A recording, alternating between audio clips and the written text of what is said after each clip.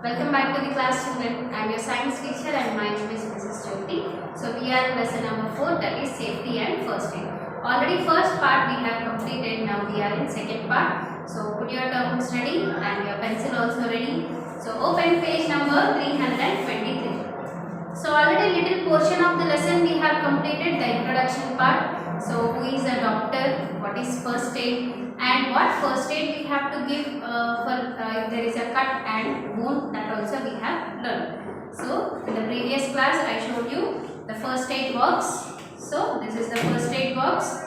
Each and every home you have a first aid box. Yes. So what are the things which you have in your first aid box? Put your first aid box in front of you and just list out the things which you have. So each and every first aid box, it's going to have a thermometer, a few tablets, then there will be a cotton, then a Dettol will be there, that is antiseptic lotion, and an antiseptic cream also will be there. So all these I have in my like first aid box. Okay, this is Dettol, then I have a antiseptic cream, antiseptic powder also I have, then I have a sterile gauze. So this is the sterile gauze. In the previous class I showed you. So this is sterile gauze. Yes, so these are the things which I have in my first aid, and so we have to follow the safety measures to avoid the accidents. By mistake, if there is an accident, what first aid we have to take? How we have to take the first aid? So before giving first aid, we have to wash our hands. Yes. So in the previous class, we have studied about the first aid given for cuts and wounds. So this is the chart for cuts and wounds. Cuts and wounds. So what first aid you can give? So here there is a matter. I am going to read it. Germs can enter our body through uncovered cuts and wounds and can cause infection. Hence, never ignore cuts and wounds, however minor. So whatever matter is there in the textbook, the same thing is there. So first aid, step 1, step 2, step 3 and step 4. So here there is a gist of the first aid, you can see. So clean the wound. The first thing is clean the wound. Then apply direct pressure if it is a major wound. Then elevate. Then rest and relax and then dressing. Okay, so these are the things which you have to follow for cuts and wounds. So here there are pictures. See you here the person is pressing it with the cotton pad and then washing the wound with water. Then applying antiseptic lotion with cotton and then putting the sterile gauze around the wound. So these are the cuts and wounds. So here you can see the four steps. Step 1. Always wash your hands with soap and water before giving the first aid. Step 2. If the cut is small, clean it with a piece of cotton dipped in the antiseptic lotion, that is example is Dettol or Savlon. Then step 3. To stop bleeding from deep cuts, make a thick pad of cotton or sterile gauze and press down on the wound with the thumb. So when you press it, what happens is with the help of the force, the bleeding is going to stop. Then fourth one is tie with a bandage and visit the doctor for tetanus injection. So if you go to a doctor, the doctor is going to give you a anti-tetanus injection.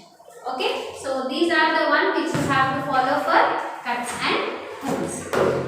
Then come to page number 323. So first aid for sprain. First aid for sprain. So this first aid for cuts and wounds we have completed. Now we are going to study about first aid for sprain.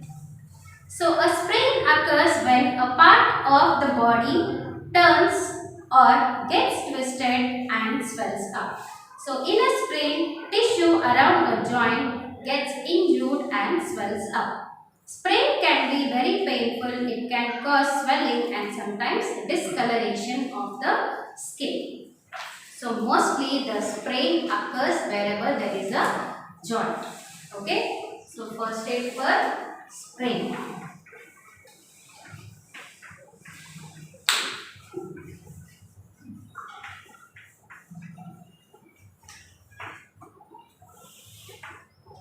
So sprain occurs mostly at the joints.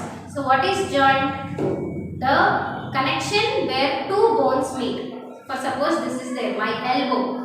Okay, this is one bone and this is another bone. So here two bones are meeting at a place. That particular place we call it as a joint. We call it as joint. Then here I have bones and here also there is a bone. So these two bones are meeting at this place.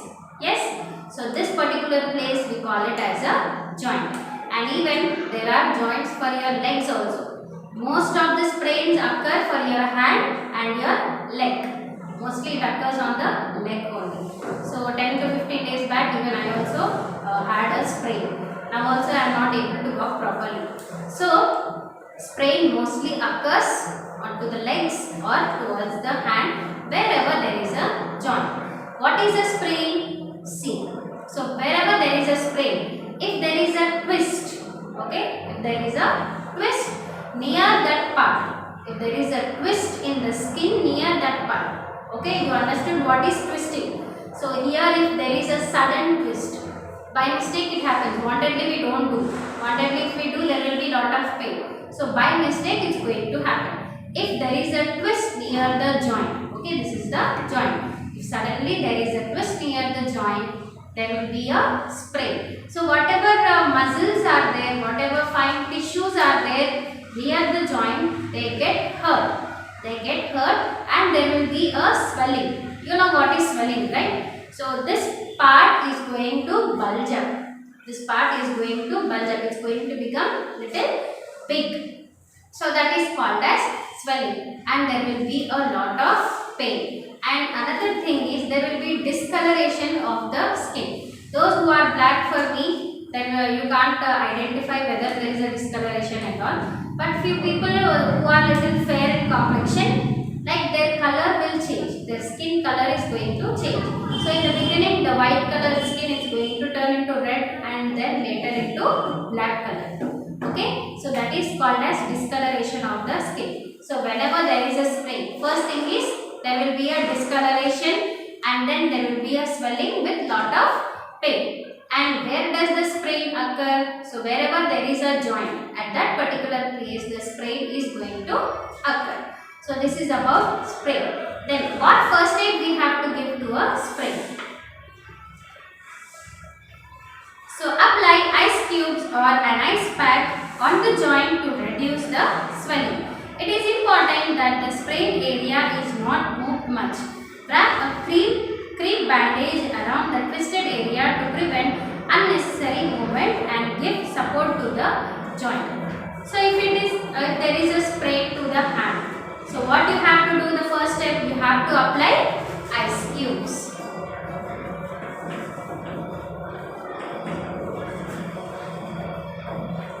So why we are applying this ice cubes? Whenever we put ice cubes, there will be little less swelling. The swelling is going to decrease and moreover the pain is going to reduce. So you can put an ice pack, or in the winter we cannot put ice pack because the climate is cool, and if we put ice pack it will be more chill. So in such cases you can put a hot pack also. So ice pack you can use and even hot pack also you can use. Okay, so whenever there is a sprain, the first thing is you have to apply an ice cube. If it is in summer season, you can put ice cube. If it is in winter season, you can put a hot pack also. Okay, you have to put, so for suppose here there is a sprain. So in this particular place, I have to apply ice cube or an ice pack or hot pack. So why we are applying this? To reduce the swelling and to reduce the pain. To reduce the swelling and pain, we are applying the ice cubes. Then the next one is whatever part has a sprain. Now this part I had a sprain, or if this part I had a sprain, I should see that I should not move this part much. Whenever we are moving frequently, it's going to pain a lot. So see that this part is not moved much. Then if you want to give any support to the hand, you can tie a bandage little tightly so that it's not going to move much. So tie a bandage little tightly and see that that particular part is not moved. So here in the picture it's there, you can see. So there is a sprain to the leg. There is a sprain to the leg. And apply ice cubes on the sprain. So in a cover you can put all the ice cubes, or nowadays ice pack is also available. So with the help of that ice pack you can put it on the leg wherever there is a sprain. Or in a cover you can put all the ice cubes, and that cover you can place it on the leg wherever there is sprain. Then the third one is you can tie a tight bandage around the sprain. Okay, so by doing these 3 steps you can get a instant relief from the pain, and after this you have to visit a doctor. Don't leave it like that. Immediately you have to visit a doctor. So this is about the first aid which we give to sprain. Then moving on to the next one.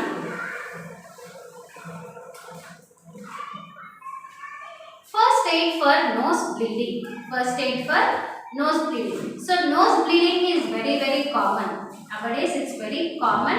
Like if you don't drink water properly, and if you eat outside food more, and like there are some substances which give us a lot of heat to our body, like chapatis and all. So if you eat more and more during the summer season and all, it's going to create lot of heat in your body, and there will be a chance of nose bleeding. And nose bleeding is very common in children like you. Okay, so what first aid we have to give for this nose bleeding? Let's see.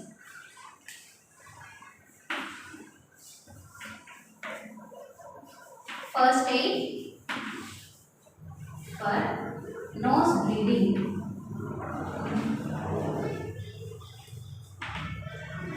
So what is nose bleeding?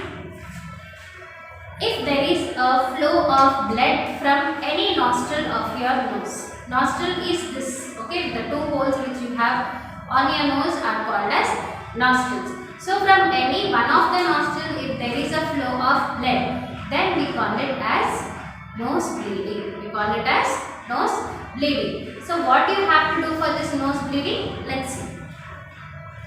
In children, bleeding from the nose is very common. Make the person to sit in comfortable upright position with his head lean slightly forward. Ask the patient to put a wet handkerchief over the nose. Do this until the bleeding stops. So the first step is you have to make the person to sit comfortably.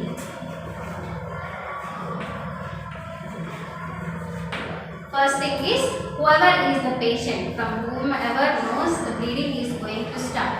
So that person you have to make them sit comfortably and see that there is no crowd around the person, and there is proper ventilation to the person. If you crowd that person, what happens is the person, he gets afraid that something has happened to him. So see that you are not around him. That is, see that there is no much crowd around the person and there is no much noise. Make the person comfortable. Then the second thing is you can give him or her a little water, and see that the person's head is little up like this. Okay, the person's head is little up like this, and move it little front. Okay, in this way. In this way the person's head has to be. Okay, see that the head is little upright position and move little front, and see that there is no much crowd. And what is the second step? Give the patient a wet napkin.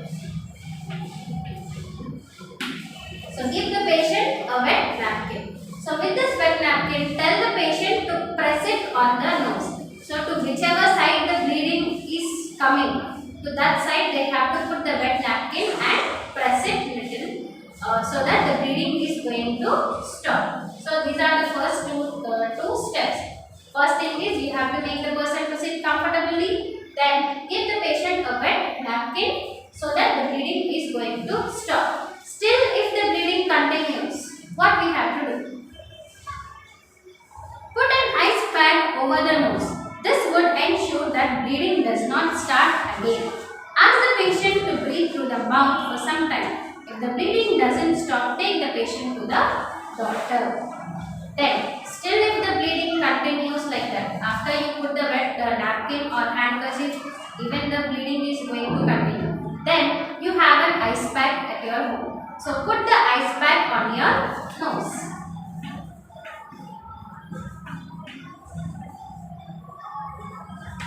So what does this ice pack do? It's going to stop the bleeding. It's going to stop the bleeding further. So even though there is little bleeding also, after keeping the ice pack, it's no need to worry. Okay. So the next step is to keep the ice pack. Then even though the bleeding is going to continue, immediately you have to take that person to the doctor. Even though after applying the wet handkerchief and keeping the ice pack and still the bleeding is continuing, what you have to do? You have to take the person to a doctor. Then next step is you have to ask the person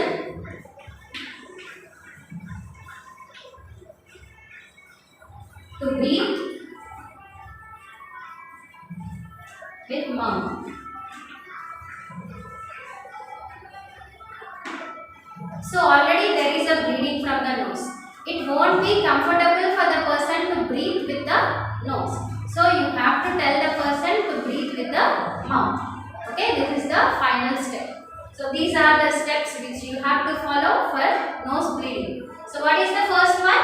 You have to make the person to sit comfortably, give little water. Then give the patient a wet napkin so that he is going to press it on the nose so that the bleeding is going to stop. Then what is the third step? Still the bleeding is continuing. You have to give an ice pack to the person so that the bleeding is going to stop. Then ask the person to breathe with the mouth but not with the nose for some time. At least for 1 to 2 hours, you have to tell the person to breathe with the mouth but not with the nose.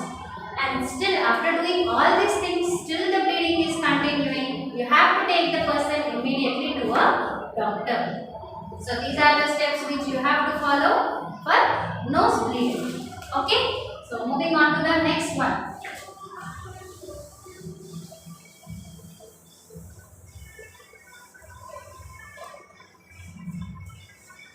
First aid for fracture. So what is a fracture? It is similar to a sprain. A fracture is similar to a sprain.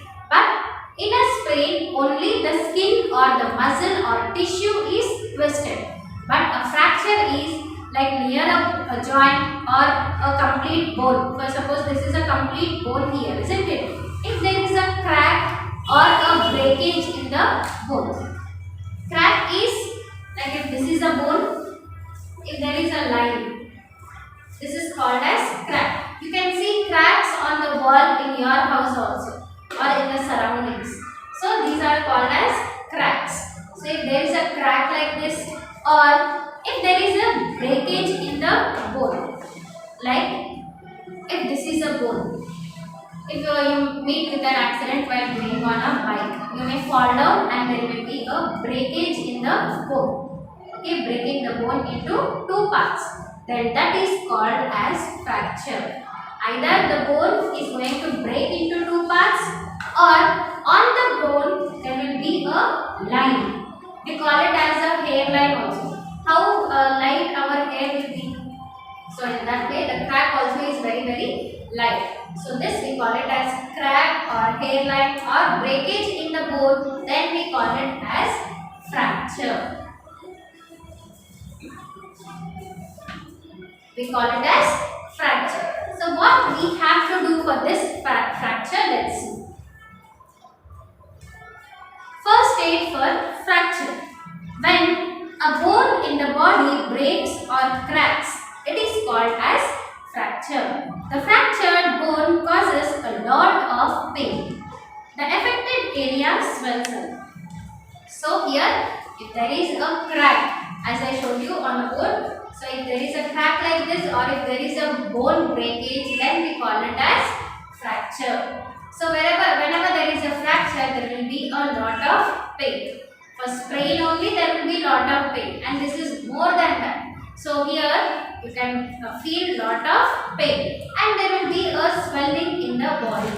So wherever there is a crack, that particular part is going to swell up, it's going to bulge, the skin is going to become little enlarged, that particular part is going to enlarge its position. Okay, now what are the safety measures, like what is the first aid which you can do? Let's see. So you can't treat a fracture by your own. So whenever there is a fracture, you can't treat it by your own. Okay. So what we have to do? The only first aid you can give to the is to ensure that the fractured part is not moved. So what first aid you can give? You can see only whether that particular part is not moving or not. If you move that part again and again, there will be loss of damage to that person. So see that what first aid you can give is see that the person, that particular part is not moved much. Use a splint to give support to the broken bone and try to avoid unnecessary movement. Same how we did in sprain, in the same way for fracture also, see that you do not move it and you can give a splint to the person. First thing is do not move. Use a splint. Okay, so these two things you can do for a fracture. You can't treat the fracture by your own. So first thing is you should not move the fractured part. Second thing is you can use a splint. So splint is there in the textbook, you can see. It is a iron metal or steel metal which we give support to a particular body part till the doctor arrives. So if that splint is not available, then what to do? So there will be lot of books and newspapers in your home. Like you can take 2 to 3 days newspapers in this way and you can use this as a splint. So this is a book. So this book also I can use. So this is very hard so that it won't bend. Yes. So this I can use it as a splint. For suppose here there is a breakage or there is a crack. How I can give support to this part? See, I can take a book like this and I can give a support and I am going to bend it like this. So in this way I am going to tie a splint around the bone which has fractured. Then I can't leave this like this because the book is little heavy. So our hand already it has the fracture.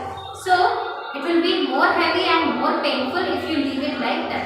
So what you have to do is you have to tie a sling around a neck. If it is for hand, you have to tie a sling around the neck as I already told you.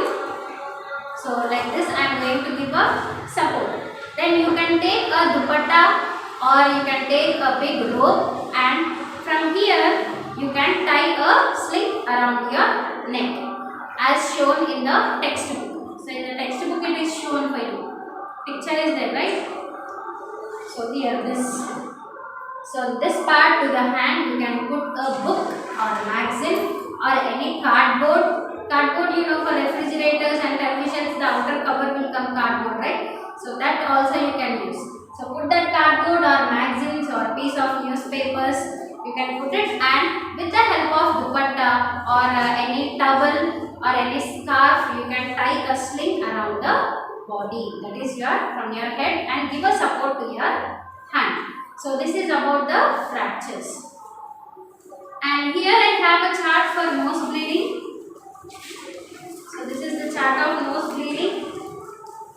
So nose bleeding occurs mostly in the children. And during summer season, if you don't drink water properly and eat all unnecessary foods which creates lot of heat in your body, nose bleeding is going to start. So what are the safety measures you have to follow? I already told you.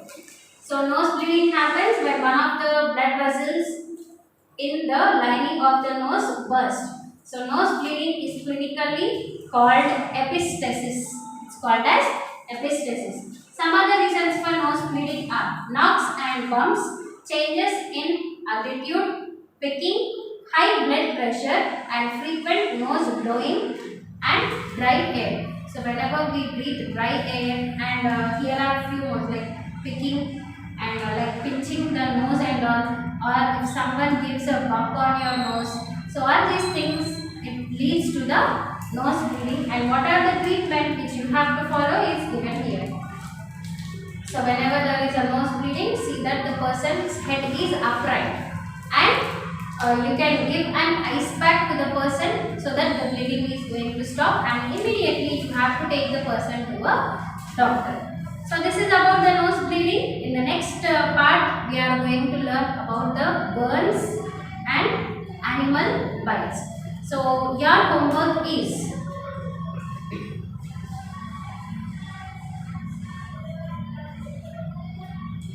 read lesson number 4 till whichever part we have completed, and you have to underline the new words. Okay, underline how many new words you can underline it, and if you want to write it, you can write it one time in your homework book, or you can simply read the lesson, and what are the things which are available in your first aid box, you have to note it down. And if first aid box is not available, immediately make a box with the help of a shoe box or any cardboard. You can make a first aid box and start putting the things in them. Okay, so that's all up to today. In the next session we are going to meet with another first aid technique. Thank you.